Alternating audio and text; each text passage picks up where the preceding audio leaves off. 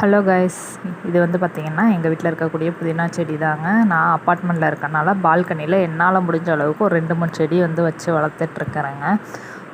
First time நான் புதினா ஊண்டும்போது ரொம்பவே அழகாக படர்ந்து வந்திருந்தது. அதுக்கப்புறம் 2-3 டைம் நான் வந்து வச்சு வச்சு பார்த்தேன், எல்லாமே காஞ்சு போயிடுச்சு. சரி, இன்னொரு தடவை வச்சு பார்ப்போம் அப்படின்னு சொல்லிட்டு ஊண்டி வச்சுருந்தேன். மாஷா அல்லா, இந்த தடவை ரொம்பவே சூப்பராக வந்திருந்தது. எல்லாமே நம்ம வீட்டிலேயே உரம் இல்லாமல் வந்து இயற்கையாக நம்ம எடுக்கும்போது அது நமக்கு ஒரு சந்தோஷம். நம்ம வச்ச செடியிலேருந்து நம்ம கட் பண்ணி சமைக்கிறோம் அப்படிங்கிறப்ப இது இன்னுமே சந்தோஷம்.